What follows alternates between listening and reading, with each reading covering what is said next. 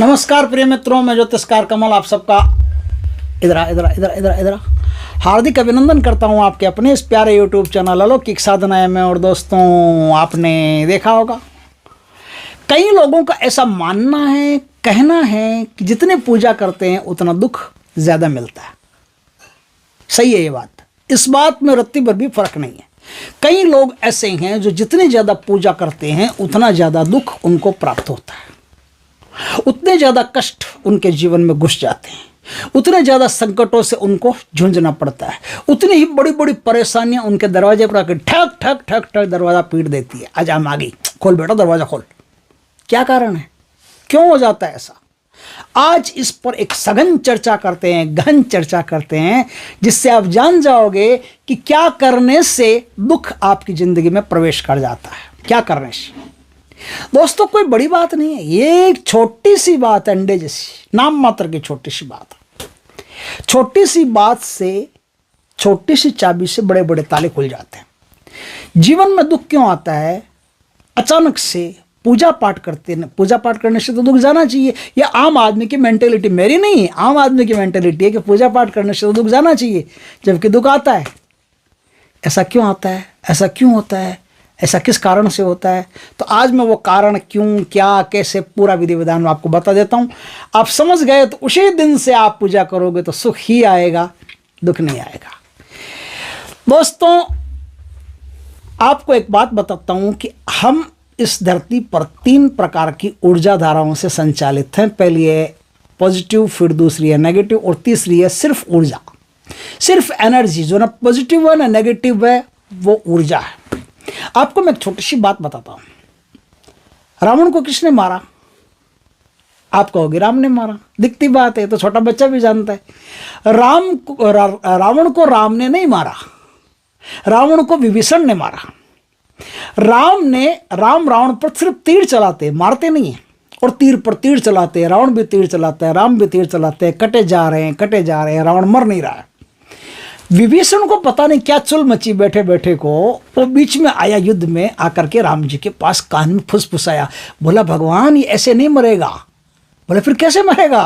बोले इसकी नाभि में अमृत कुंड है, नाभि में तीर मारोगे तो वो अमृत कुंड सूख जाएगा, तो ये टपक जाएगा। भगवान ने कहा अच्छा ऐसा क्या? भगवान ने तीर नाभि में मारा, रावण मर गया। नहीं, क्या भगवान इतनी सी बात नहीं जानते कि उसके नाभि में अमृत कुंड है जिसके कारण से मरेगा वो?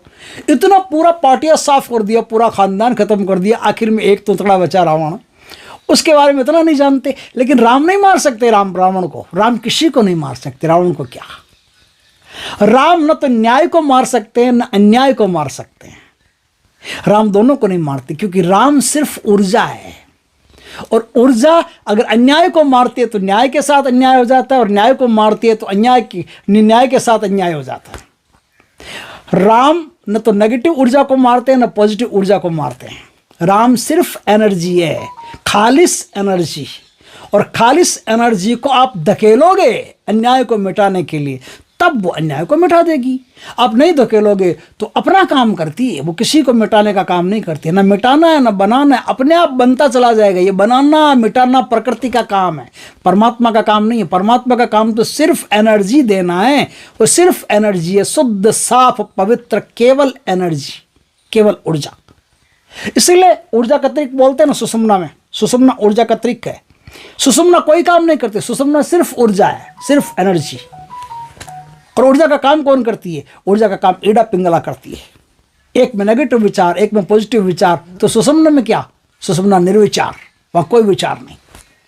कृष्ण दुर्योधन को कहते हैं कि देखो भैया, पूरा महाभारत हो जाए, मैं हथियार नहीं उठाऊंगा। क्यों हथियार नहीं उठाओगे भाई? क्या हथियार तुमको ऐसा क्या मतलब बोल के कि तो हथियार क्यों नहीं उठाओगे? अर्जुन की तरफ से युद्ध कर रहे हो, तुम्हारी सारी सेना दुर्योधन ले जा रहा है, तुम हथियार क्यों नहीं उठाओगे? और दुर्योधन बेचारा कितना भोला था, मान भी गया कि हाँ भगवान आप हथियार नहीं उठाओगे, आप बड़े दयालु। कृष्ण का क्या भरोसा, वो तो 1 मिनट में चेंज होते थे। वो कोई मर्यादा पुरुषोत्तम राम तो है नहीं, वो तो अपनी मर्यादा को 1 मिनट में खंडित कर देते। हमारी बात का क्या भरोसा, हम तो 1 मिनट में बस कभी इधर कभी उधर पलट देते हैं। लेकिन कृष्ण हथियार नहीं उठाते हैं। उठा भी लिया था, भीष्म के सामने हथियार उठा भी लिया था, जब उठा ही लिया तो वापस क्यों रखा? वो उठा ही लिया तो अब ठीक है साहब, आपने हमारी प्रतिज्ञा तोड़वा दी, उठा लिया, अब चल चक्कर, और 10-15 मिनट में तो पूरी कौरव सेना का सफाया कर देते। लेकिन कृष्ण ऐसा नहीं कर सकते, क्योंकि कृष्ण परमात्मा है और परमात्मा खालिश ऊर्जा है। खालिश ऊर्जा किसी को नहीं मारती, न तो शैतान को मारती है न देवता को मारती, किसी को नहीं मारती। वो सिर्फ ऊर्जा है। शैतान उपयोग करता है तो शैतान शक्तिशाली हो जाता है, और देवता उपयोग करते हैं तो देवता शक्तिशाली हो जाते हैं। और मजे की बात है कि शैतान ज़्यादा उपयोग करते हैं, एनर्जी का उपयोग शैतान ज़्यादा करते हैं। आप दुखी इसलिए हो, क्यों दुखी हो? क्योंकि जिस समय आप पूजा करने जाते हो, अब थोड़ा सा मेरी बात पर गौर करना। पूजा करने, भगवान की पूजा करने, आराधना करने, अर्चना करने, शिवलिंग पर जल विसर्जित करने, भगवान के नाम का स्मरण करने, जब भी आप बैठो तब आप कोई नेगेटिव विचार से ग्रसित हो, उसका ऐसा, वो ऐसा है, वो कमीना है, वो सास ऐसी, वो बहू ऐसी, ऐसी 50 प्रकार की बातें दिमाग में दौड़ती रहती है। भगवान की पूजा करने से आप में सिर्फ ऊर्जा का ग्रोथ होता है, और भगवान की पूजा करने से सिर्फ ऊर्जा का ग्रोथ होने से क्या होता है कि हो तो ऊर्जा का ग्रोथ रहा है, ऊर्जा अचानक से बढ़ रही है, एनर्जी अचानक से बढ़ रही है, और वो एनर्जी जा कहाँ रही है? नेगेटिविटी में। क्यों जा रही है? क्योंकि आपका दिमाग पहले से नेगेटिव हुआ जा रहा है। सास ऐसी, बहू ऐसी, पड़ोसी ऐसा, बैंक ऐसी, ये ऐसा, उसका वो करना, उसका वो करना, इतने प्रकार के नेगेटिव विचारों से आप भरे हुए हो, और जा रहे हो आप सत्संग करने, जा रहे हो कथा में, जा रहे हो आप भगवान की भक्ति करने, तो वहाँ जितनी भी एनर्जी आपको मिलती है, आप घर आते हो वापस उल्टा पुल्टा होता है, वापस लड़ाइयाँ होती है, वापस झगड़े होते, पूरा घर नरक बन जाता है। थोड़ा सा मैं जैसा बताऊं वैसा कोशिश करके देखिए, आप 10 दिन कोशिश कीजिए।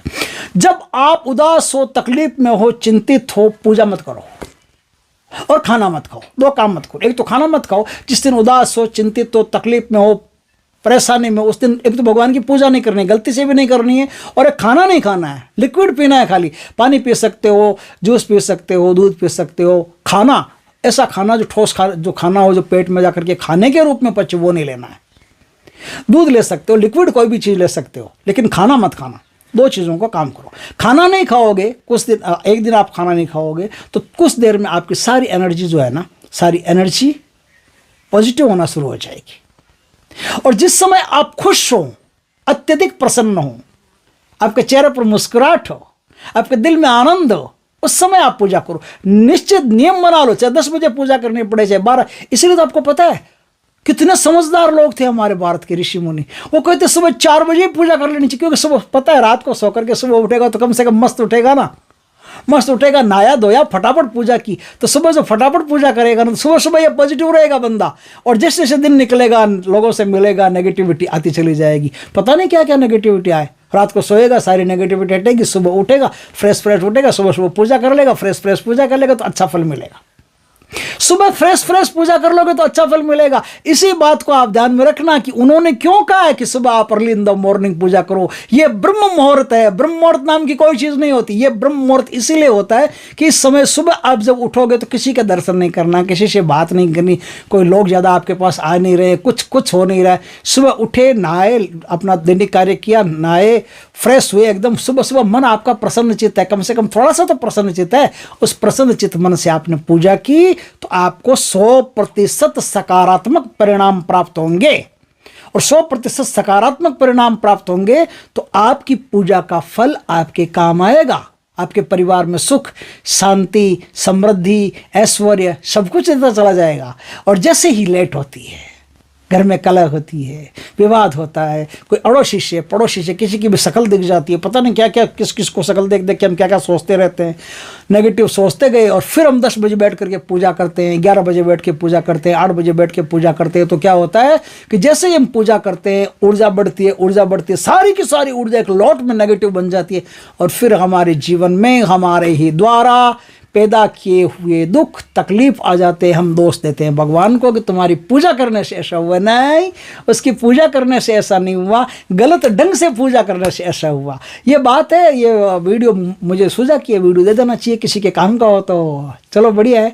तो काम का हो तो देखिए, लाइक कीजिए, शेयर कीजिए और सब्सक्राइब कीजिए। जय श्री कृष्ण दोस्तों।